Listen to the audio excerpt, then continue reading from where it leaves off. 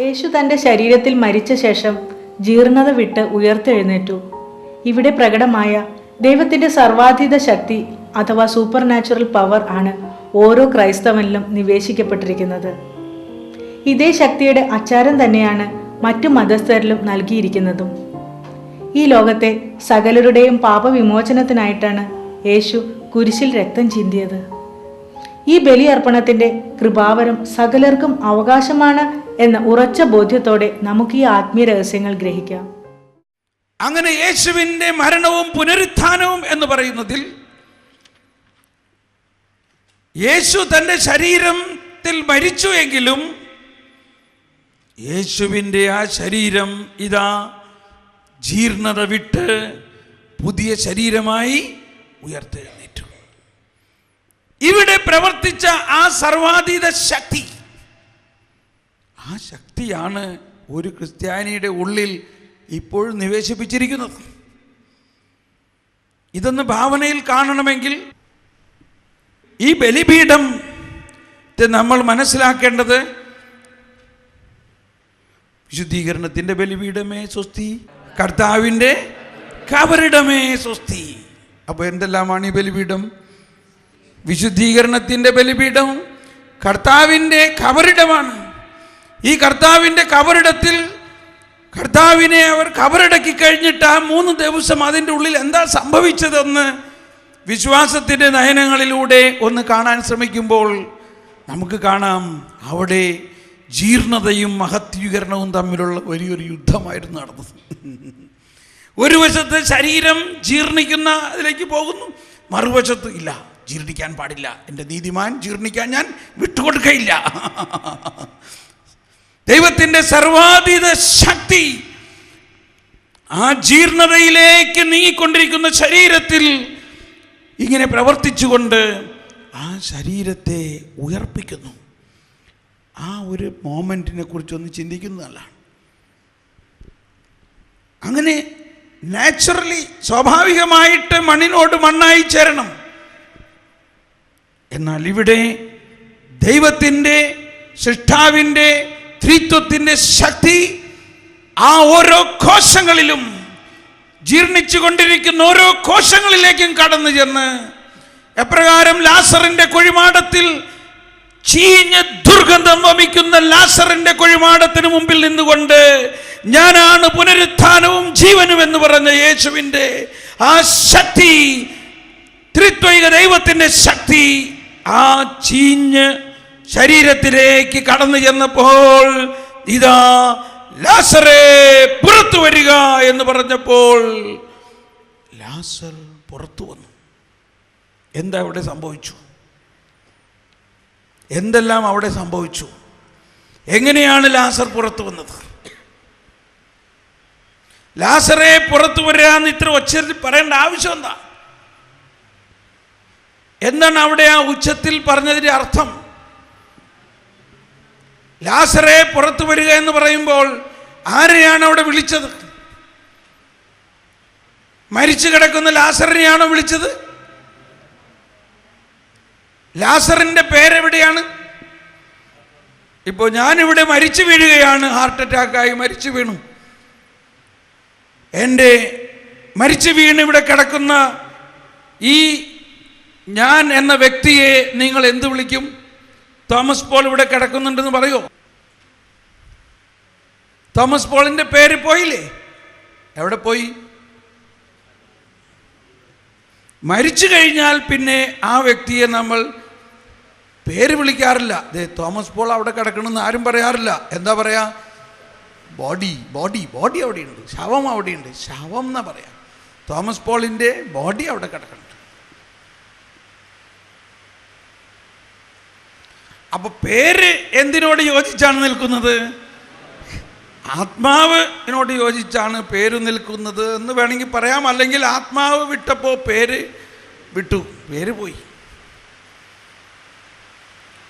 ഇപ്പോൾ ആരെയാണ് ദൈവം യേശു പേര് വിളിക്കുന്നത്? എവിടെയാ ലാസറിന്റെ ആത്മാവ്? ലാസറിന്റെ ആത്മാവ് ഇപ്പോൾ ആ കുഴിയിലുണ്ടോ? ആ ശരീരത്തിലുണ്ടോ? ഇല്ല. യേശു പേര് വിളിക്കുന്നത് ലാസറേ പുറത്തു വരിക എന്ന് വിളിക്കുന്നത് ആത്മാവും ശരീരവും ചേർന്ന ലാസറിനെയാണ്.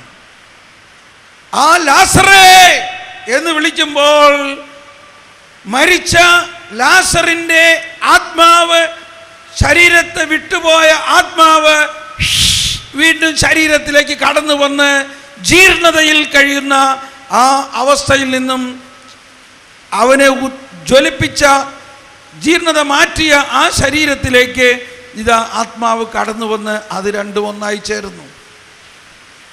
അങ്ങനെ ഒരു ഒന്നുചേരൽ നടക്കുമ്പോഴല്ലേ ഈ ലാസർ ജീവനുള്ളവനായിട്ട് വീണ്ടും എഴുന്നേറ്റ് കുഴിയിൽ നിന്ന് പുറത്തു വരിക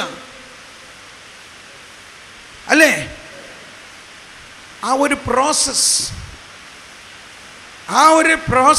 ആ ഒരു സമയത്തെക്കുറിച്ച് നമ്മൾ മനസ്സിലാക്കണം. എന്തെല്ലാം സംഭവങ്ങൾ അവിടെ നടന്നു. ആദ്യം നടന്നത് ലാസർ മരിച്ചു. അപ്പോൾ ആത്മാവ് ലാസറിൻ്റെ ശരീരം വിട്ടുപോയി. ശരീരം ജീർണിക്കാൻ വിട്ടുകൊടുത്തിരിക്കുന്നു. ശരീരം ജീർണിക്കുന്നു. അതാണല്ലോ അവിടെ പറഞ്ഞത്. കർത്താവ് ഇപ്പോൾ ദുർഗന്ധം വമിക്കുന്നുണ്ടാകും. 3 ദിവസമായി ദുർഗന്ധം വമിക്കുന്നുണ്ടാകും എന്നെല്ലാം. അപ്പോഴീശോ പറയാണ്, ഞാൻ നിന്നോട് പറഞ്ഞില്ലേ നീ വിശ്വസിക്കുമെങ്കിൽ ദൈവമഹത്വം കാണുമെന്ന്.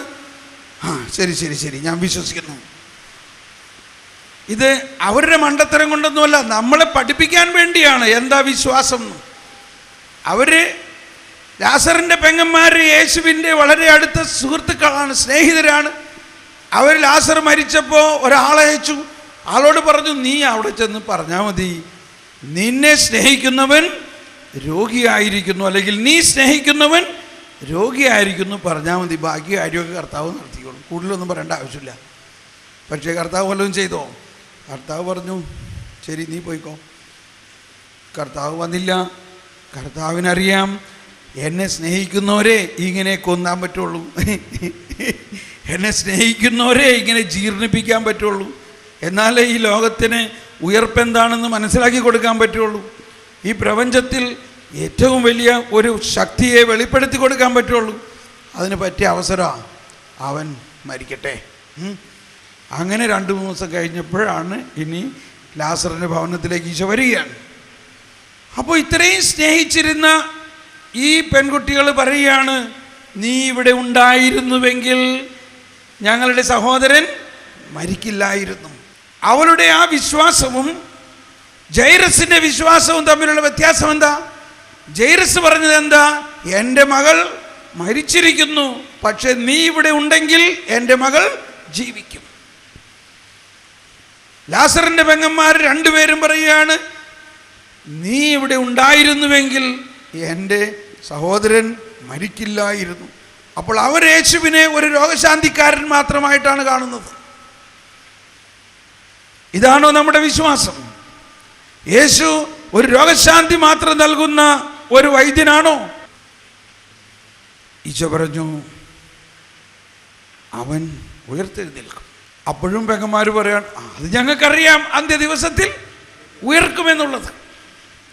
ഇതെല്ലാം ഇവിടെ ചിത്രീകരിച്ചിരിക്കുന്നത് നമ്മളെ വളർത്താൻ വേണ്ടിയാണെന്ന് മനസ്സിലാക്കണം. നമ്മൾ അവരെ നോക്കല്ലേ, നമ്മളിലേക്ക് നോക്കുക. അതിലൂടെ എന്താണ് സുവിശേഷം നമ്മളെ പഠിപ്പിക്കുന്നത്? വിശുദ്ധ ലിഖിതങ്ങൾ എന്തിനു വേണ്ടിയുള്ളതാണ്? നമ്മളെ പഠിപ്പിക്കുന്നതിന് വേണ്ടിയുള്ളതാണ്, നമുക്ക് ജ്ഞാനം പകരുന്നതിന് വേണ്ടിയുള്ളതാണ്.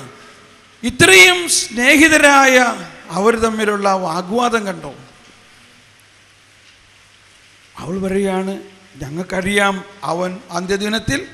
അപ്പം അന്ത്യദിനത്തിലെ ഉയർപ്പിനെ കുറിച്ച് അവർക്ക് കുറച്ചൊക്കെ അറിയാം. പക്ഷെ എങ്ങനെ അന്ത്യദിനത്തിൽ ഉയർക്കുക? ആരാ ഉയർപ്പിക്കുക? ഈ യേശുവും ആ ഉയർപ്പുമായിട്ട് എന്താ ബന്ധം? ഈ യേശു ആരാണ്? ഇന്നിവിടെ ജീവിക്കുന്ന യേശുവിനെ നമ്മൾ എങ്ങനെ മനസ്സിലാക്കണം? അപ്പോഴാണ് ഈശോ പറയുകയാണ്, ഐ ആം. ഇത് യോഹന്നാൻ്റെ സുവിശേഷത്തിൻ്റെ ഒരു പ്രത്യേകതയാണ്. എന്തെന്നാണ്? ഐ ആം, ഞാനാണ് ജീവനും പുനരുത്ഥാനവും. ഞാനാണ് ജീവനും പുനരുത്ഥാനവും. അപ്പോൾ പുനരുത്ഥാനത്തിന് അവിടെ ഒരു പ്രസന്റ് ടെൻസ് ആണ്. Present tense. ഐ ആം, ഞാനാണ് ജീവനും ആൽഫ, പുനരുത്ഥാനവും ഒമേഗ. ഞാൻ എവിടെയുണ്ടോ അവിടെ ജീവനും പുനരുത്ഥാനവും ഉണ്ട്. ഞാൻ ഇന്ന് ഇവിടെ ഉണ്ട്, അതുകൊണ്ട് എനിക്ക് ഇന്ന് ഇവർക്ക് ഉയർപ്പ് കൊടുക്കാൻ പറ്റും. പക്ഷേ ഈ ഉയർപ്പിൻ്റെ ശക്തി ഒഴുകണമെങ്കിൽ എന്തുണ്ടാകണം? വിശ്വാസം എന്ന ഒരു കണക്ടിവിറ്റി ഉണ്ടാകണം, വിശ്വാസത്തിൻ്റെ ചാനൽ. നീ ഇത് വിശ്വസിക്കുന്നുവോ? ഓ കർത്താവേ, നീയാണ് മിശിഹ എന്ന് ഞാൻ വിശ്വസിക്കുന്നു. നീ എന്ത് ചോദിച്ചാലും ദൈവം തരുമെന്ന് ഞാൻ വിശ്വസിക്കുന്നു. അപ്പോൾ ഇത്രയും നാളുണ്ടായ വിശ്വാസ പ്രമാണമല്ല ഇപ്പോൾ മാർത്താ മറിയത്തിൻ്റെ വിശ്വാസ പ്രമാണം ഉണ്ടോ? ഇത്രയും നാളുണ്ടായ വിശ്വാസ പ്രമാണമല്ല ഇപ്പോൾ. വിശ്വാസം പടിപടിയായി വർദ്ധിച്ചു. എന്നാൽ ശരി, എവിടെ അവനെ അടക്കിയിരിക്കുന്നതെന്ന് പറഞ്ഞ് അങ്ങോട്ട് ചെന്നപ്പോൾ വീണ്ടും അവരുടെ വിശ്വാസ പ്രമാണത്തിൽ നിന്ന് പുറകോട്ട് പോയി. അവർ പറയുകയാണ്, അയ്യോ കർത്താവ്, ഇപ്പോൾ ചീഞ്ഞ് നാറുന്നുണ്ടാവും. വീണ്ടും ഓർമ്മിപ്പിക്കുകയാണ്, ഞാൻ നിന്നോട് പറഞ്ഞില്ലേ നീ വിശ്വസിക്കുമെങ്കിൽ ദൈവമഹത്വം കാണുമെന്ന്. അപ്പോൾ വിശ്വാസത്തിൻ്റെ വലിയ ഒരു രഹസ്യമാണിത്. അവിടെ ആ ജീർണിച്ച ശരീരം വീണ്ടും ജീർണത വിട്ട് മഹത്വീകരിക്കപ്പെടുന്നു. ആ മഹത്വീകരിക്കപ്പെട്ട ശരീരത്തിലേക്ക് ലാസറിൻ്റെ ആത്മാവ് കടന്നു വന്ന് വീണ്ടും ഒന്നായപ്പോഴാണ് ലാസർ പുറത്തു വരുന്നത്. അപ്പോൾ എന്തെല്ലാം പ്രോസസ്സ് അവിടെ നടന്നു? ലാസർ മരിച്ചു, ലാസറിൻ്റെ ആത്മാവ് ദൈവത്തിലേക്ക് പോയി, ശരീരം ജീർണതയിലേക്ക് പോയി. എന്നിട്ട് കർത്താവ് യേശു, ഉയർത്തെഴുന്നേറ്റ കർത്താവ്, ഉയർത്തെഴുന്നേൽക്കുന്നവൻ, ഉയർപ്പിൻ്റെ നാഥൻ, ജീവനും പുനരുത്ഥാനവുമായ കർത്താവ്, ഉയർപ്പിന് മുൻപ് തന്നെ ഉയർപ്പിൻ്റെ അനുഭവം നൽകുകയാണ്. എന്താണ് ഉയർപ്പ്? ഉയർപ്പ് എന്ന് പറഞ്ഞാൽ ശരീരം മഹത്വീകരിക്കുകയും ആത്മാവ് ആ ശരീരത്തിൽ വീണ്ടും ചേരുകയും ചെയ്യുന്നു. അങ്ങനെ ആ ശരീരം വീണ്ടും മഹത്വീകൃതമായി പുറത്തു വരുന്നു. ഈ രഹസ്യം ആണ് നമ്മുടെ വിശ്വാസത്തിൻ്റെ ഏറ്റവും പ്രധാനമായ കാതൽ, അന്തസത്ത. അതുകൊണ്ടാണ് പല ചിന്തകൾ ഇങ്ങനെ വരികയാണ്. ഒരു ചിന്ത ഇതാണ്, പഴയ നിയമത്തിലെല്ലാം ദൈവത്തെ ആകാശത്തിൻ്റെയും ഭൂമിയുടെയും സൃഷ്ടാവായ ദൈവം എന്ന് നമ്മൾ പറയുന്നു. വീണ്ടും നമ്മൾ പറയുന്നു അബ്രാഹത്തിൻ്റെയും ഇസ്ഹാക്കിൻ്റെയും യാക്കോബിൻ്റെയും ദൈവം. എന്നാൽ പുതിയ നിയമത്തിൽ അപ്പസ്തോല പ്രവർത്തനങ്ങളിലും ലേഖനങ്ങളിലും പ്രത്യേകിച്ച് പൗലോസ് അപ്പസ്തോലൻ ചില സമയത്ത് പറയുന്നത് ഇങ്ങനെയാണ്, യേശുക്രിസ്തുവിനെ ഉയർപ്പിച്ച ദൈവം. യേശുക്രിസ്തുവിനെ മരണത്തിൽ നിന്നും ഉയർപ്പിച്ച ദൈവം. ഏതുപോലെ അബ്രാഹത്തിൻ്റെയും ഇസ്ഹാക്കിൻ്റെയും യാക്കോബിൻ്റെയും ദൈവം എന്ന പ്രയോഗം അല്ല ഈ ലേഖനങ്ങളിൽ കാണുന്നത്. കാരണം അബ്രാഹത്തിൻ്റെയും ഇസ്ഹാക്കിൻ്റെയും യാക്കോബിൻ്റെയും ദൈവം ഇപ്പോൾ കൂടുതൽ ശക്തമായ, ലോകത്തിൻ്റെ ഏറ്റവും വലിയ ശക്തി പ്രകടമാക്കുന്ന, ദൈവത്തിൻ്റെ ഏറ്റവും വലിയ ശക്തി ലോകത്തിൽ പ്രകടമാക്കുന്ന സർവശക്തനാതീതനായ ഒരു ശക്തിയെ പ്രകടിപ്പിച്ചിരിക്കുന്നു. എന്താണത്? യേശുക്രിസ്തുവിനെ മരിച്ചവരിൽ നിന്നും ഉയർപ്പിച്ചു എന്നത്. അതുകൊണ്ടാണ് ഒരുപാട് സ്ഥലത്ത് ഇനി കാണാൻ പറ്റുന്നത്. നമ്മൾ വായിക്കുമ്പോൾ യേശുവിനെ മരിച്ചവരിൽ നിന്നും ഉയർപ്പിച്ചവൻ്റെ ആത്മാവ് എന്ന് പറയുമ്പോൾ ഈ സർവശക്തനും സൃഷ്ടാവും ആയ, ആകാശത്തിൻ്റെയും ഭൂമിയുടെയും സൃഷ്ടാവുമായ ആ കർത്താവ് തന്നെയാണ്. പക്ഷെ പ്രയോഗം മാറി. എന്താ പ്രയോഗം? യേശുവിനെ മരിച്ചവരിൽ നിന്നും ഉയർപ്പിച്ച കർത്താവ്. അപ്പോൾ ഈ ഉയർപ്പ് എന്താണെന്ന് നമ്മൾ വിശ്വാസത്തിലൂടെയും പരിശുദ്ധാത്മാവിൻ്റെ ജ്ഞാനത്തിലൂടെയും അത് നമ്മൾക്ക് മനസ്സിലാക്കാൻ പറ്റും. പക്ഷെ അതിനെ വിശദീകരിച്ച് ഇങ്ങനെ ഓരോ സംഭവങ്ങളെ പഠിക്കുമ്പോൾ കൃത്യമായിട്ട് നമുക്കത് മനസ്സിലാകും. എന്നാൽ ലാസറിൻ്റെ കാര്യത്തിൽ ഉയർത്ത ലാസർ കുറച്ച് ദിവസം കഴിഞ്ഞപ്പോൾ മരിച്ചു. അപ്പോൾ യേശുവിൻ്റെ ഈ 3 വർഷത്തെ സുവിശേഷ ദൗത്യത്തെ നമ്മൾ കാണേണ്ടത് ഈ രക്ഷാകര പദ്ധതി ഈ പ്രപഞ്ചത്തിൽ വെളിപ്പെടുത്തുന്നതിന് ആവശ്യമായ പല കാര്യങ്ങളുമാണ് അതിൽ അടങ്ങിയിരിക്കുന്നത്. മാത്രമല്ല രക്ഷാകര പദ്ധതിയുടെയും യേശുവിൻ്റെ രണ്ടാമത്തെ ആഗമനത്തെയും വരെ കാണിക്കുന്ന പല സംഭവങ്ങളും മുൻകൂറായി അച്ചാരമായി എന്ന് പറയുന്നതാണ്. അച്ചാരമായി. അച്ചാരം എന്ന വാക്ക് വളരെ ശക്തമായ ഒരു രഹസ്യമാണ് സുവിശേഷത്തിലെ. പ്രത്യേകിച്ച് അപ്പസ്തോല ലേഖനങ്ങളിലും പൗലോസ്ലീയുടെ ലേഖനങ്ങളിൽ എന്താണ് അച്ചാരം, എന്താണ് അച്ചാരം എന്ന് ഞങ്ങൾ പറഞ്ഞങ്ങ് പോയാൽ കാര്യം കഴിയില്ല. എന്താ അച്ചാരം എന്ന് പറഞ്ഞാൽ അർത്ഥം? ഇപ്പം നമ്മളൊരു സ്ഥലം കച്ചവടമാക്കി, 10 ലക്ഷം രൂപയാണ് സ്ഥലത്തിന് വില. പക്ഷേ നമ്മളടുത്ത് ഇപ്പോൾ 10 ലക്ഷം രൂപയില്ല. നമ്മൾ മുൻകൂട്ടി പറഞ്ഞിട്ടുണ്ട് ഇത് ഞങ്ങൾ പല ഇൻസ്റ്റാൾമെൻ്റായിട്ട് തന്ന് തീർക്കാം. എന്നാൽ ശരി, നിങ്ങളിപ്പോൾ അച്ചാരം തന്ന് കോൺട്രാക്റ്റ് എഴുത്, കരാർ എഴുത്. അപ്പോൾ നമ്മൾ 1 ലക്ഷം രൂപയോ അല്ലെങ്കിൽ 10,000 രൂപ അച്ചാരം കൊടുത്തുകൊണ്ട് കരാർ എഴുതി. 2 കൂട്ടരും കരാറിൽ ഒപ്പുവെച്ചു. ഇനി ആ ഭൂമി ഉടമയ്ക്ക് ഈ സ്ഥലം വേറെ ആർക്കെങ്കിലും കച്ചവടമാക്കാൻ പറ്റുമോ? കരാർ പ്രകാരം പറ്റില്ല, നിയമപരം ആയിട്ട് പറ്റില്ല.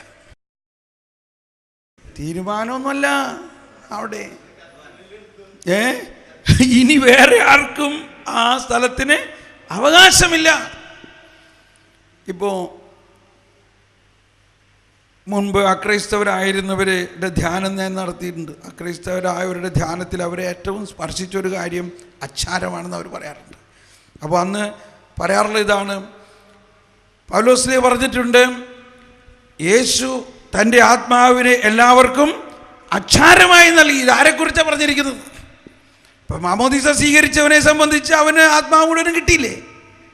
അപ്പോൾ എവിടെയാണ് അച്ചാരം? മാമോദീസ സ്വീകരിക്കുന്നതിന് മുമ്പ് തന്നെ കർത്താവിൻ്റെ ആത്മാവ് അവർക്ക് അച്ചാരമായി ലഭിച്ചിട്ടുണ്ട്. അവർ ഹിന്ദുവാകാം, അവർ മുസ്ലിമാകാം, അവർ ഏത് ജാതിക്കാരായാലും അവരിൽ കർത്താവിൻ്റെ ആത്മാവ് അച്ചാരമായി ഉണ്ട്. അതെങ്ങനെ വന്നു? യേശുക്രിസ്തുവിൻ്റെ രക്ഷാകരമായ ദൗത്യം വഴി എന്ന് പറഞ്ഞാൽ എക്സാക്ട്ലി യേശുക്രിസ്തു എല്ലാ മനുഷ്യർക്കും വേണ്ടി തൻ്റെ രക്തം കൊടുത്തുകൊണ്ട് അവർക്ക് അച്ചാരം കൊടുത്ത് അന്ന് അവരെ കച്ചവടമാക്കിയിരിക്കുന്നു. ഇനി ഈ സ്ഥലത്തിൽ മറ്റാർക്കും അവകാശമില്ല. ഇനി ആർക്കും ഇതിന് അച്ചാരം കൊടുക്കാൻ പറ്റില്ല. ഇത് നിങ്ങൾ വിശ്വസിക്കുന്നു? യേശു തൻ്റെ എന്താ അച്ചാരം കൊടുത്തേ? തൻ്റെ രക്തമാണ് കൊടുത്തിരിക്കുന്നത്. ആർക്ക് വേണ്ടിയാ കൊടുത്തത്? അതാണ് സ്നാപയോഹന്നാനാണ് കൃത്യം ഒറ്റ വാചകത്തിൽ ഇത് മുഴുവനും അങ്ങ് അരിച്ചു കുറിച്ച് പറഞ്ഞു. Behold the Lamb of God who takes away the sin of the world. Behold the Lamb of God. കണ്ടാലും അതാണ് ലോകത്തിൻ്റെ പാപം നീക്കുന്ന ദൈവത്തിൻ്റെ കുഞ്ഞാട്. ഒറ്റ വാചകം. ആരുടെ പാപം നീക്കുന്ന? വിശ്വാസികളുടെ പാപം നീക്കുന്ന കുഞ്ഞാടാണോ? അല്ല, ലോകത്തിൻ്റെ മുഴുവൻ പാപത്തിന് വേണ്ടി, ഈ പ്രപഞ്ചത്തിലുള്ള എല്ലാ ജാതി മതസ്ഥർക്കും വേണ്ടി യേശുക്രിസ്തു കുരിശിൽ ബലിയർപ്പിച്ചു. എത്ര ക്രിസ്ത്യാനി അന്ന് ആ കുരിശിൻ്റെ ചുവട്ടിലുണ്ടായിരുന്നു? ആരെങ്കിലും ഉണ്ടായിരുന്നോ ക്രിസ്ത്യാനിയായിട്ട്? ക്രിസ്ത്യാനിയായിട്ട് ആരുണ്ടായില്ല. ആർക്ക് വേണ്ടിയാണ് യേശു ബലിയർപ്പിച്ചത്? സകല മനുഷ്യർക്കും വേണ്ടി. അങ്ങനെയുള്ള ആ ബലിയർപ്പണത്തിൻ്റെ കൃപാവരം സകല മനുഷ്യർക്കും അവകാശമാണ്.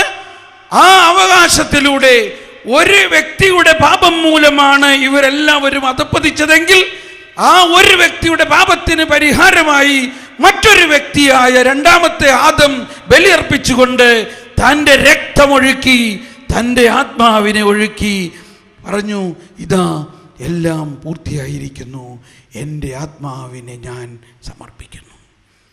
അങ്ങനെ ആ ആത്മാവിനെ കൊടുക്കുകയും തൻ്റെ രക്തം കൊടുക്കുകയും ചെയ്തപ്പോൾ എല്ലാ ജാതി മതസ്ഥരുടെയും ഉള്ളിൽ ഈ അച്ചാരം കിട്ടിയിട്ടുണ്ട്. പക്ഷേ അവർ അതിന് അനുകൂല സാഹചര്യങ്ങൾ ഉണ്ടാകുകയും അങ്ങനെ ആ ചാരത്തിൻ്റെ ഉള്ളിൽ കിടക്കുന്ന കനൽ ഇങ്ങനെ പുറത്ത് വന്നപ്പോഴാണ് ഉടനെ അതങ്ങ് ആളി കത്താൻ തുടങ്ങി. അവരങ്ങോട്ടും ഇങ്ങോട്ടും ഓടാൻ തുടങ്ങി. ഇത് അറിയാൻ വേണ്ടിയുള്ള ദാഹം കൊണ്ട് എത്ര ധ്യാനങ്ങൾ, വചനം പ്രഘോഷം നടക്കുന്നിടത്തൊക്കെ പോയി പാത്തിരുന്ന് കേട്ട്, ആഹാ, ഇത്രയും നാൾ നമ്മൾ വിചാരിച്ചിരുന്നത് യേശുക്രിസ്തു ക്രിസ്ത്യാനികളുടെ മാത്രമെന്നാ. യേശുക്രിസ്തു ക്രിസ്ത്യാനികളുടെ സ്വന്തം കുത്തകയല്ല, മറിച്ച് യേശുക്രിസ്തു എല്ലാ ജാതി മതസ്ഥർക്കും ഉള്ളതാണ്. എന്നിൽ ക്രിസ്തു, നിന്നിൽ ക്രിസ്തു, എല്ലാവരിലും ക്രിസ്തു. എല്ലാ ജാതി മതസ്ഥരിലും യേശു ക്രിസ്തു വാഴുന്നു. എന്നിൽ ക്രിസ്തു, നിന്നിൽ ക്രിസ്തു, എല്ലാവരിലും ക്രിസ്തു. അതാണ് ദൈവരാജ്യം, അതാണ് സ്വർഗരാജ്യം. എന്നിൽ ക്രിസ്തു, നിന്നിൽ ക്രിസ്തു, എല്ലാവരിലും ക്രിസ്തു. എല്ലാ ജാതി മതസ്ഥരിലും യേശു ക്രിസ്തു വാഴുന്നു. എന്നിൽ ക്രിസ്തു, നിന്നിൽ ക്രിസ്തു, എല്ലാവരിലും ക്രിസ്തു. അതാണ് ദൈവരാജ്യം, അതാണ് സ്വർഗരാജ്യം. Praise the Lord, praise the Lord. അതൊന്ന് ഹിന്ദിയിൽ പാടി, ഒന്ന് ഹിന്ദിയിൽ. മുജ്മേ യേസു, തുജ്മേ യേസു, सब में बसता प्रभु यीशु. हर एक इंसान में बसता है, हर एक इंसान में बसता है, हर दिल में बसता യേശു. വിശ്വാസത്തിൻ്റെ പടിപടിയായ ആവിഷ്കരണം, ദൈവാവിഷ്കരണം, ഈ ഒരു വിശ്വാസം നമുക്കുണ്ടാകണം. അച്ചാരം എന്ന് പറയുന്നത് കൃത്യമായി മനസ്സിലാക്കണം. അച്ചാരം കൊടുത്തു കഴിഞ്ഞാൽ ആ അച്ചാരമാണ് പിന്നെ മറ്റ് ഇൻസ്റ്റാൾമെൻറ്റുകളെ വലിച്ചു കൊണ്ടുവരുന്നത്. കാരണം എന്താ? ഇത്രാന്തിക്ക് പൈസ കൊടുക്കേണ്ടതാ. കാരണം എന്താ? അച്ചാരം കൊടുത്ത് കോൺട്രാക്ട് എഴുതിയേക്കണതാ. അതുകൊണ്ട് ഇത്രാന്തിക്ക് പൈസ കൊടുത്ത് കരാറ് അനുസരിച്ച് മുഴുവനും.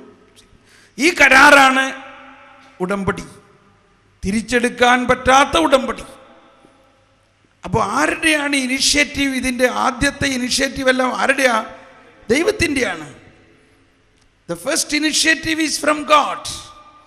We have to only cooperate with God.